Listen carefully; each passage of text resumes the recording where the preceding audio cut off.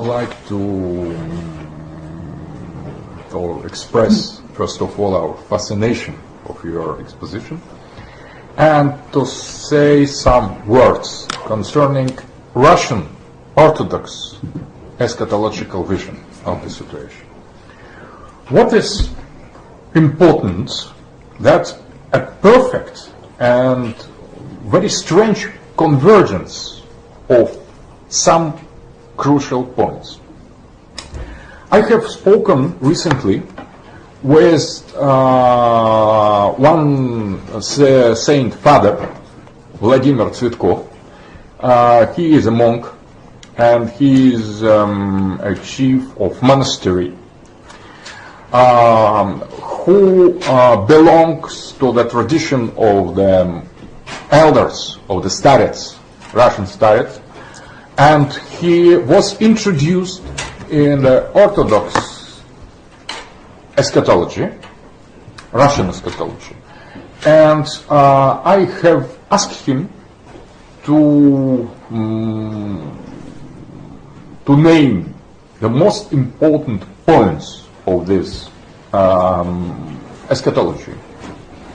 So, according to him, all the starets, all the elders of Russian Orthodox Church prophesied the spiritual renaissance, rebirth of Russian Christian tradition after the time of Bolshevist or Antichrist oppression.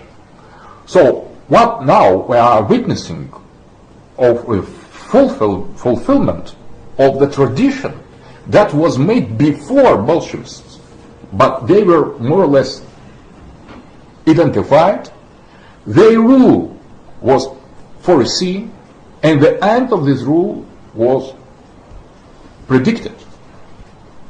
What should go next? Rebirth of Orthodox Church and the rebirth of Russia.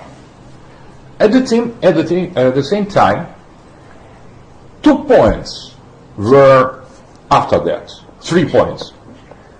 The wars and with the great suffering of the Russia, and also the many challenges to Moscow and many damages that we will suffer. So very devastating wars waged against us in the future. After reconquest of the Constantinople, precisely that the elders of Russian Orthodox Church affirm that Russia will conquer Constantinople and free Hagia Sophia and restore it as Christian cathedral. But that will be in the animosity against Western Christianity that is recognized as a kind of fallen branch of our church. So it is all concerns only Orthodox Eastern Christian tradition. And the last thing, that was the great war against Israel and the reconquest of Constantinople. So there are not Muslims mentioned expressly, but that rebirth of Christendom in Russia, reconquest of Hagia Sophia in Constantinople, and the war against Pax Judaica. And in all these predictions, the rule of the international Jewry was recognized as the sign of the end of the time and as the representation of the rule of the Antichrist. So there is perfect convergence with what you have said, and that is also quite opposite to what Salafi Muslims affirm, because they are for alliance with the West and against so-called Russian oppression against Muslim minority. So we have two global visions, not one Christians, the other Muslims, but two global visions, one Muslim Christian that you defend and we defend, and the other Muslim Christian vision that is defended by Westerners, the Zionists, and the Jews. So you have promptly pointed out that the idea of the Jews is not the all of them.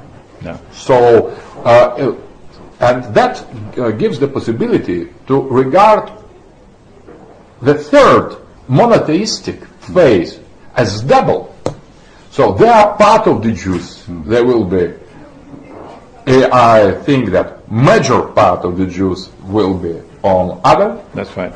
side, but there will be a little part, maybe few of them, on our side. That's right. That's right. So it is a kind. What is important that this line, eschatological line, divides not religions between themselves, but inside of three religions there are two contradictory eschatological positions. Only two in Islam, represented by Sheikh Imran Hussein, and by, I have spoken some days ago with President of Iran, Mahmoud Ahmadinejad, personally, and he confirmed absolutely eschatological vision. The only difference in the vision of Imran Hussein and Ahmadinejad, the role of Mahdi played in this situation, because Imran Hussein stresses the point of the return of the Jesus, and the Iranian stress the point of return of Mahdi. That is difference. But geopolitically speaking, that is absolute convergency between Iranian eschatology and eschatology expressed by Sheikh Imran Hussein.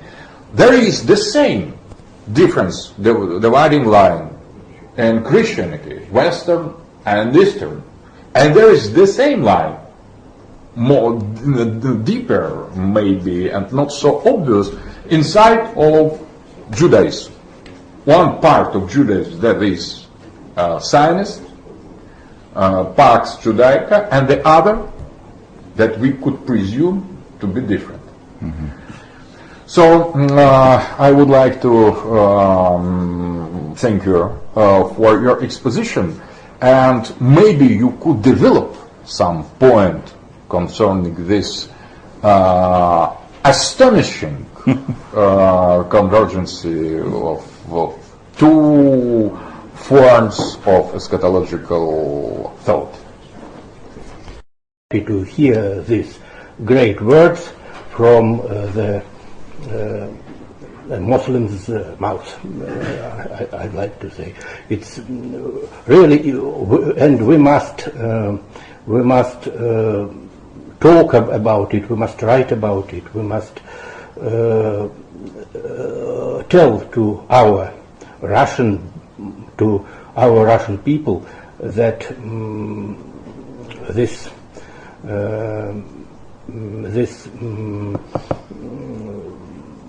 evil which is connected in our conscience with the Muslims is a great sin from the point of view of the Islam as it is, and this is a way to our future alliance. Вот. Ну вот, пожалуй, так сказать, я просто немножко пересказал, так сказать, для того, чтобы было ясно вот здесь сидящим, и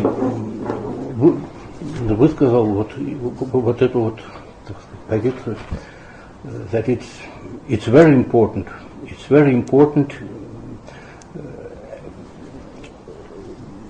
at the same time with your words about two Islamic views and two Christian views, and maybe to Judaic views, but this is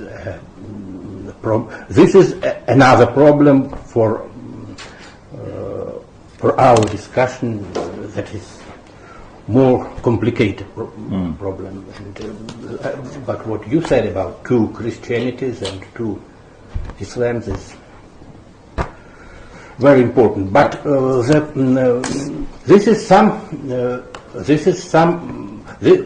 have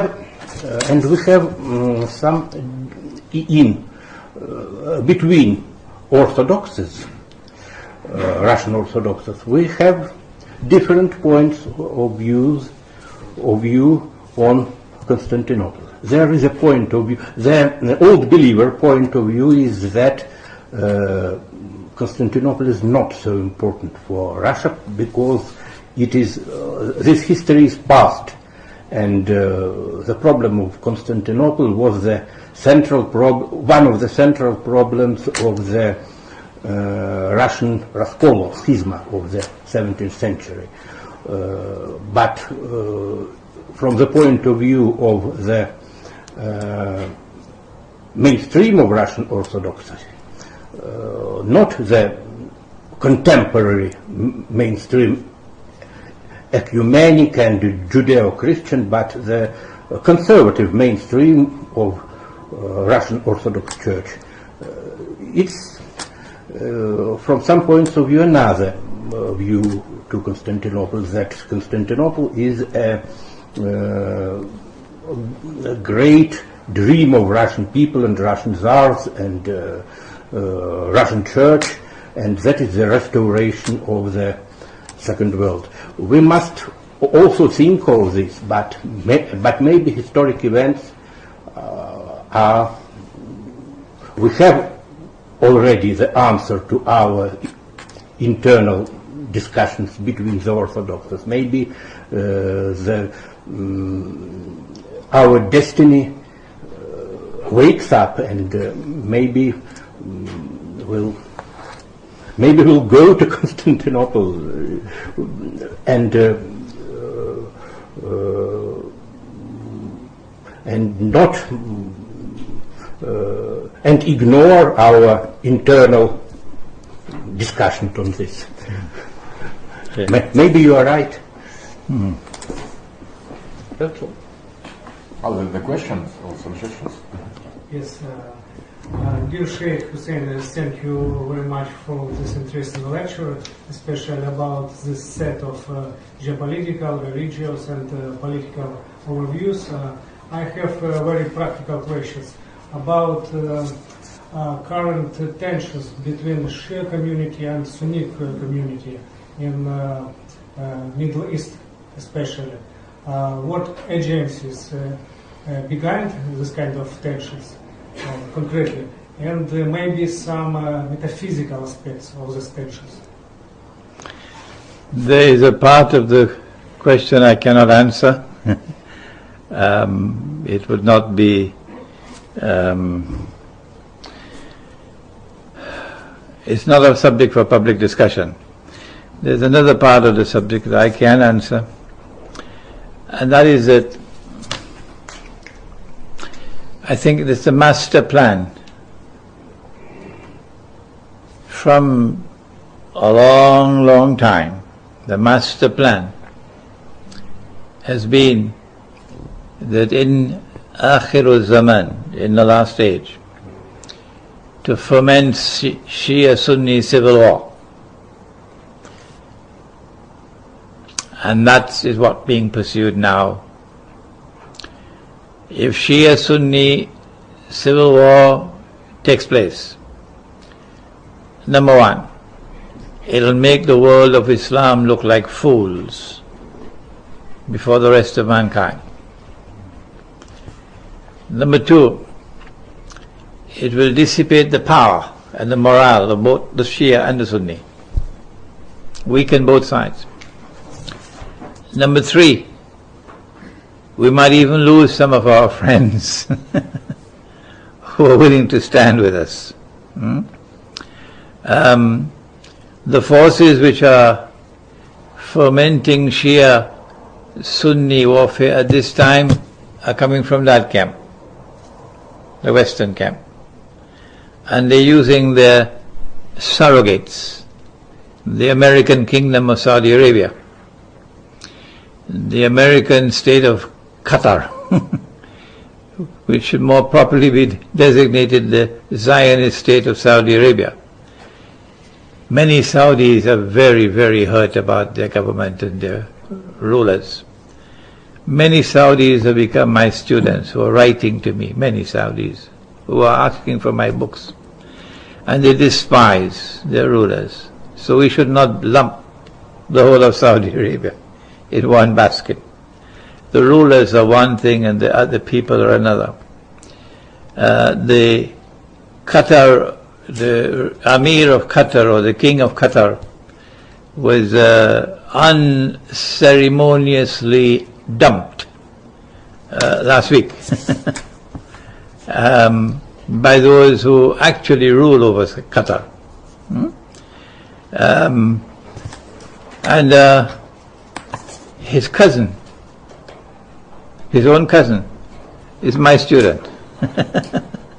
She despises her cousin. And there are others in Qatar as well who despise the government. So they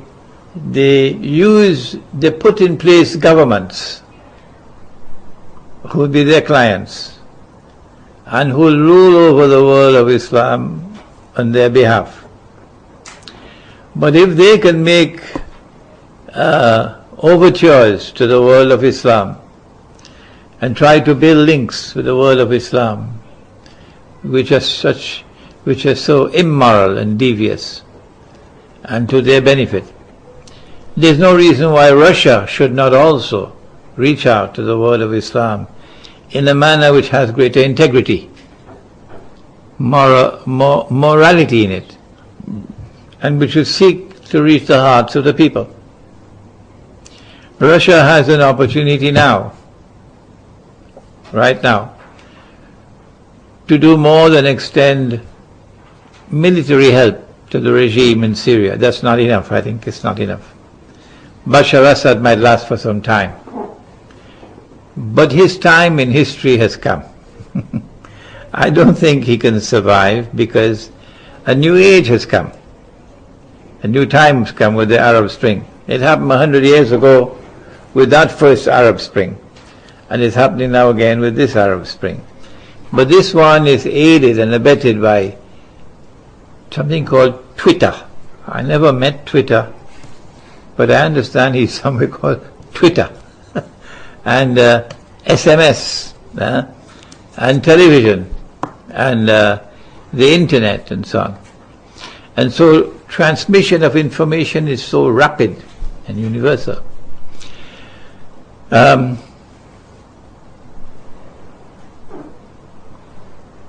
minds of the people are changing now. And the new age is coming to the Arab world. I would love to speak for a moment on Egypt if we have a chance later on. We need more than military assistance to save Syria from becoming another Libya. To save Syria from a Shia-Sunni civil war. And that is a political initiative. And Russia is well placed to offer such a political initiative.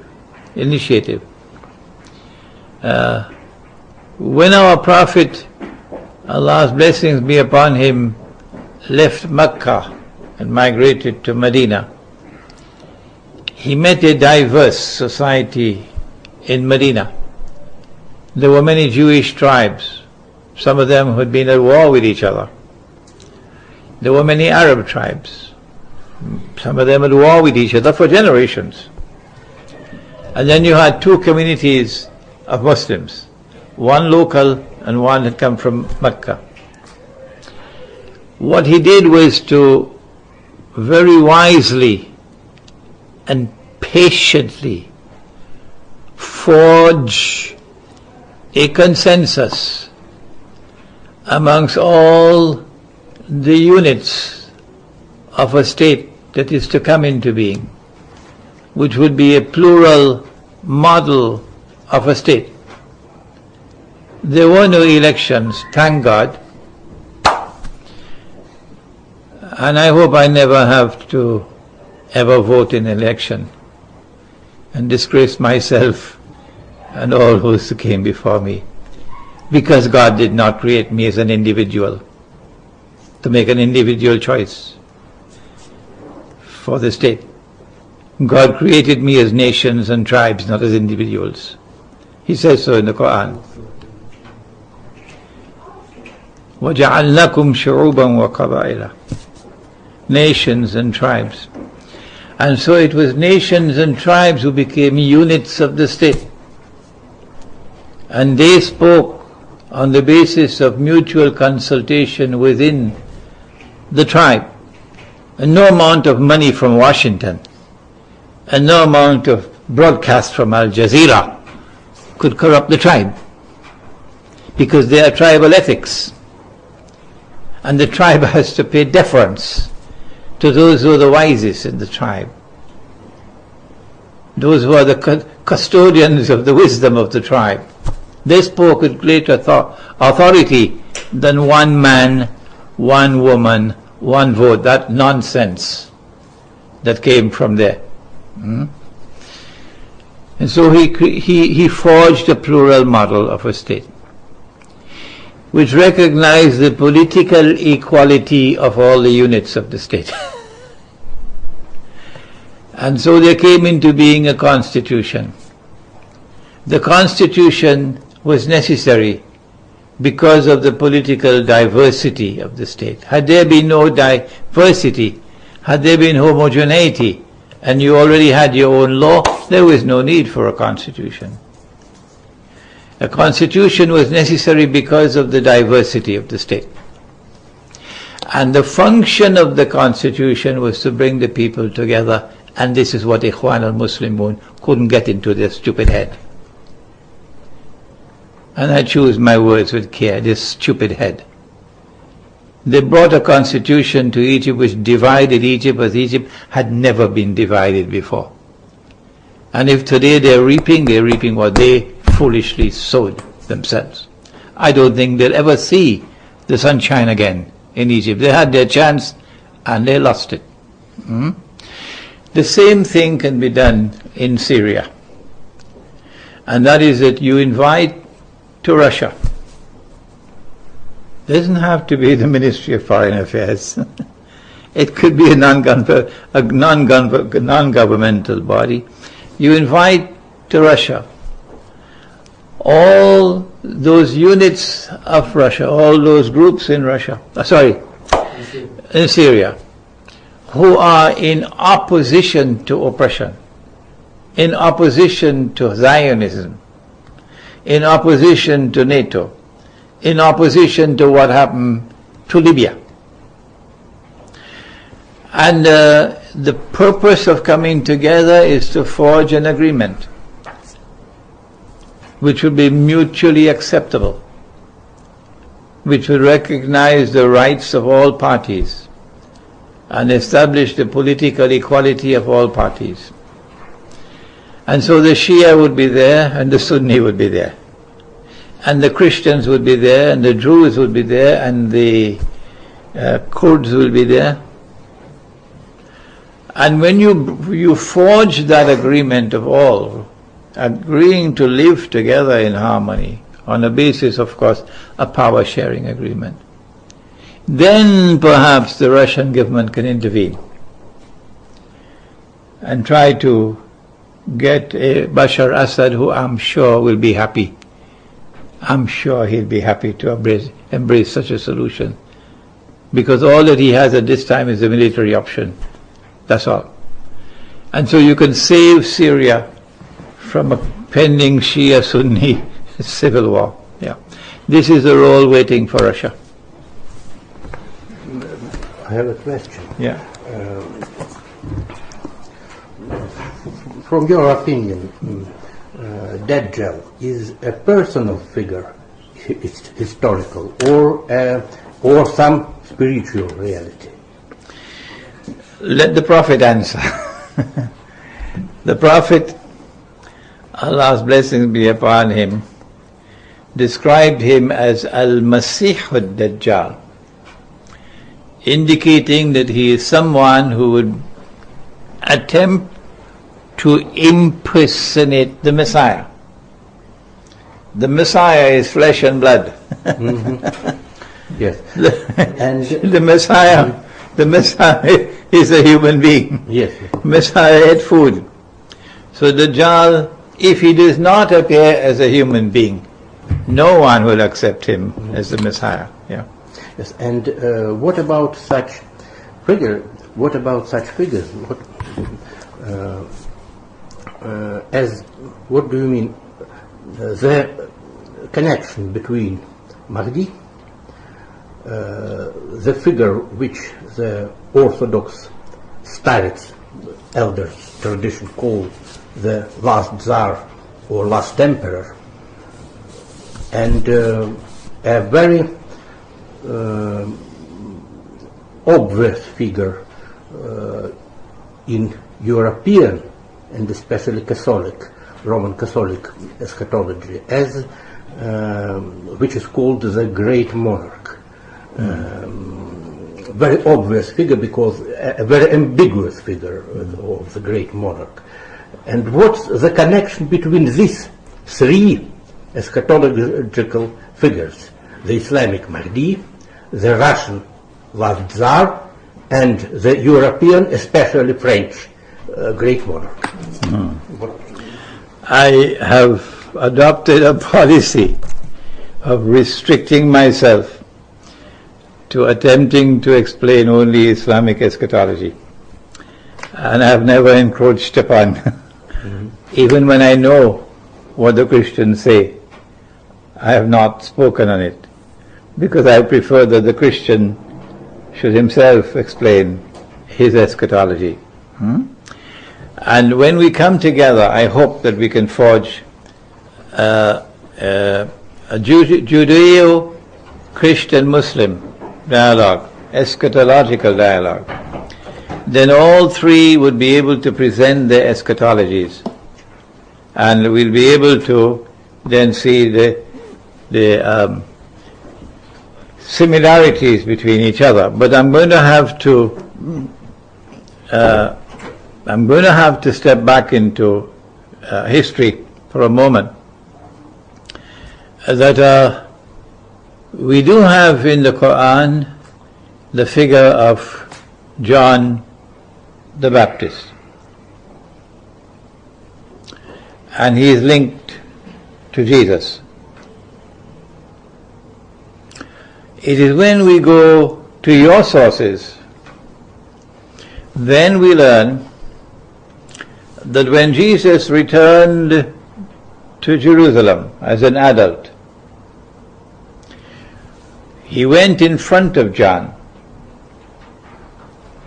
And when John saw him, John said, "Here he is, this is the man you've been waiting for, this is the Messiah." The divine wisdom is at work in establishing positive identification through this method. It follows therefore that when the Messiah is to return, there should also be a repeat for positive identification. Our eschatology says that the Messiah is going to return in Damascus. Number one, the head of John the Baptist is buried in a masjid in Damascus, according to our sources, the Masjid al-Umawi in Damascus. But number two, he returns to Damascus because the Imam is there in Damascus. And when he comes down from the sky with his hands resting on the wings of two angels. No, I should not say the sky. The Quran speaks about 7 parallel universes, or samawat. beside the material universe. These 7 parallel universes are not spatially located one after the other. They are alongside each other, parallel.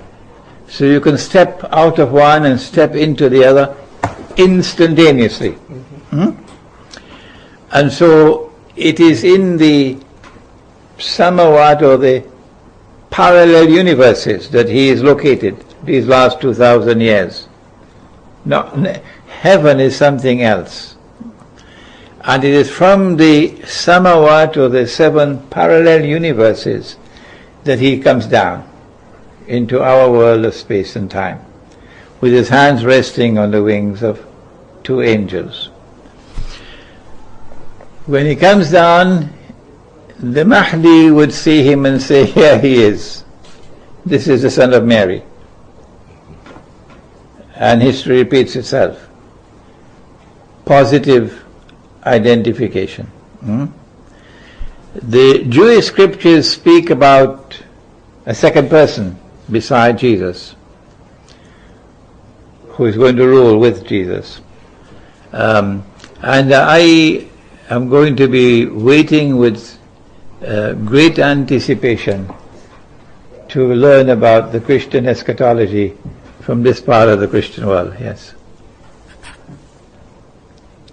The question is, what can Russia do now that Russia's moment in history has arrived, as no other moment ever before in Russian history?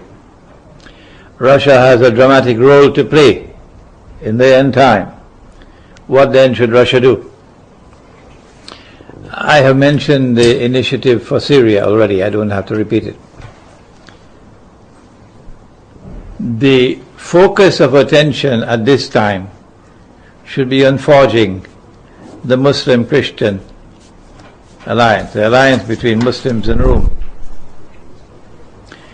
There are little things we can do. Like, for example, when this is broadcast and placed on the internet, and the world out there can see that Christians and Muslims are sitting together, engaged in an intelligent discourse, with no hatred and animosity, no insults flying around the table. This has to be repeated, particularly with the representatives of the Eastern Orthodox Christian Church, dressed in their religious garbs. And this has a powerful effect when they view it on the internet.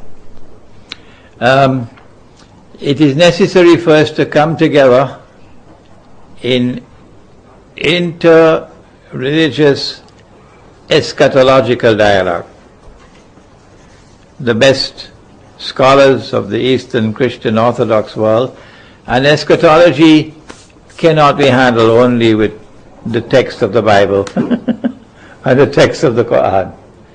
You have to be able to also bring the scripture to work, to understand and interpret events unfolding in the world, political, economic, monetary, etc., military and so on. So when you have the best of the Christian world and the best of the Muslim world coming together in dialogue, in friendly dialogue, this will have an impact upon our 2 communities. There are simple things you can do at this time. For example, I go back to Malaysia, and the Malaysians are people who love their religion. And I say to them, you have a beautiful masjid in Shah Alam called the Blue Masjid. Magnificent structure. I want you to build that in Moscow. And within 1 or 2 nights, the money will be raised. From nowhere, the money will be raised. And then you get permission from the Russian authorities, okay? With the Eastern Orthodox Christian Church backing the project.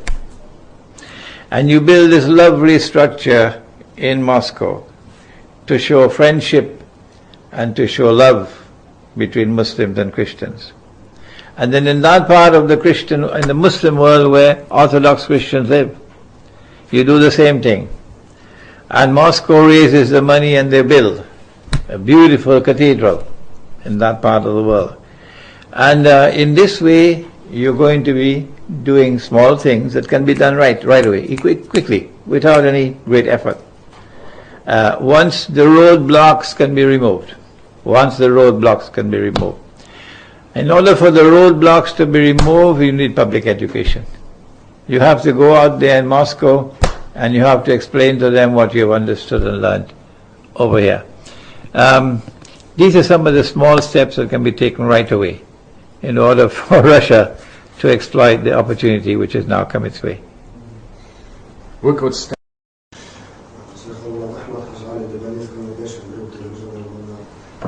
Just for sense of humor, I wanted to ask a simple question. What do you think about the unity and what's in between the appearance of Jesus Christ and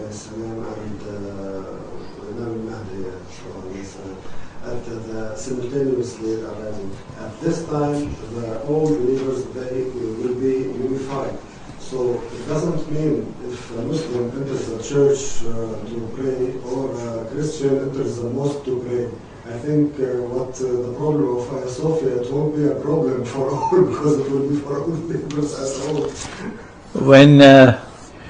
When Jesus, the son of Mary, Allah's blessings be upon them both, returns, every Muslim is obliged on the basis of his religious beliefs to obey him and to follow him. I can't speak for the Christian, they will have to speak for themselves. But for Islam, we will have an absolute duty to obey him and to follow him. Upon his book. To obey him upon his book, upon his beliefs. I think it is sufficient at this time to restrict myself to saying that every Muslim will have an obligation to obey him and to follow him, to assist him. It is not for us to speak for the Christians. They will speak about their relationship with him when he returns. We can only anticipate that the Christian view will be the same as the Muslim view. Yeah. But we must be careful not to tread in territory which does not belong to us. So I have always restricted myself in my eschatology to Islamic eschatology. I wrote a book on Gog and Magog. There's a lot of material in Christian eschatology on Gog and Magog. I looked at it, but I have not used anything at all from Christian eschatology in my book. I prefer that the Christians write their book on Gog and Magog, okay, rather than me attempting to interpret their book. And then the two books can come together and you can compare them. Yeah. It's a very wise attitude to be restricted to our proper religions without making a kind of confusion between two theological approaches. Еще есть? And chance of darker organizations of this organization, Sufi organization, to participate in the end time more closely. Okay. I regret that the name Sufism, Tasawwuf, was ever invented, because I don't need it. The Messenger of Allah, Allah's blessings be upon him, gave us a term, Al-Ihsan. And when he was asked what is Al-Ihsan, he said that it is to worship God as though you're seeing him.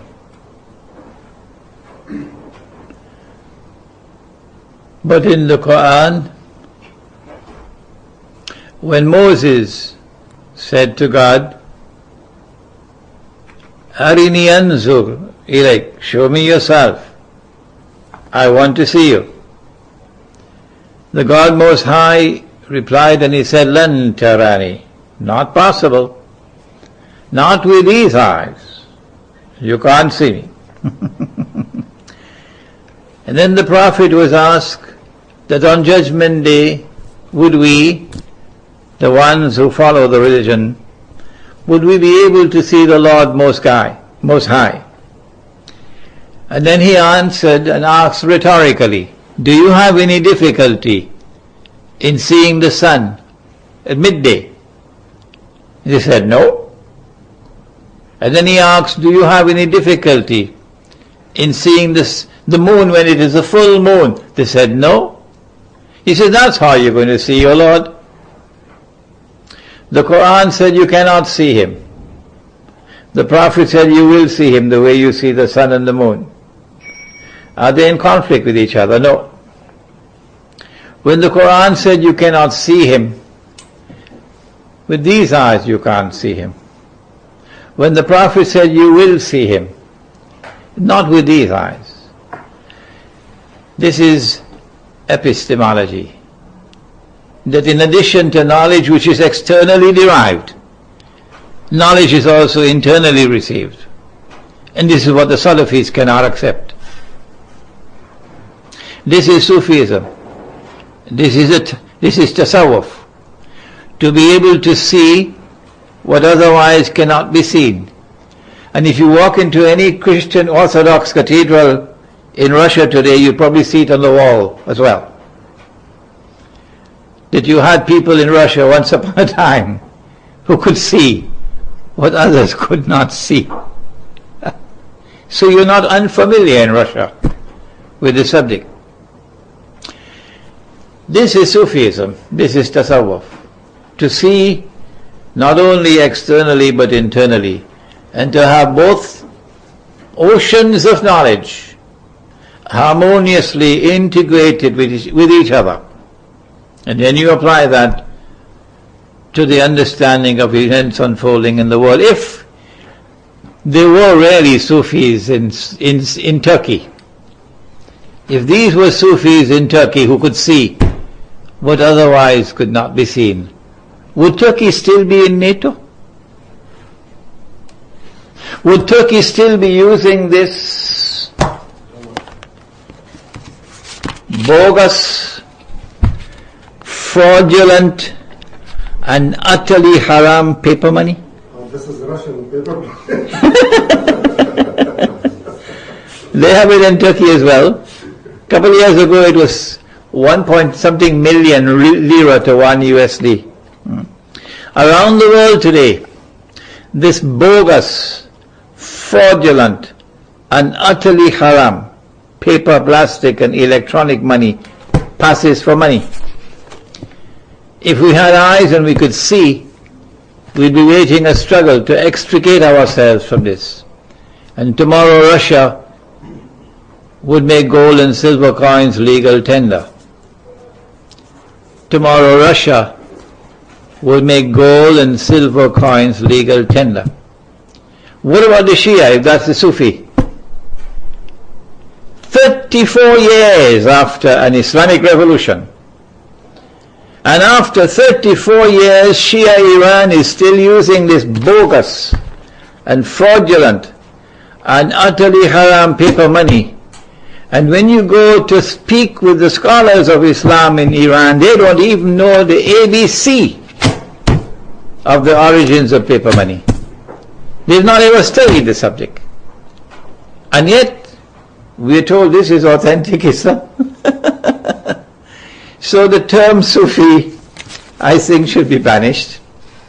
And we should look again to see and judge our people based upon how accurate they are in being able to see what otherwise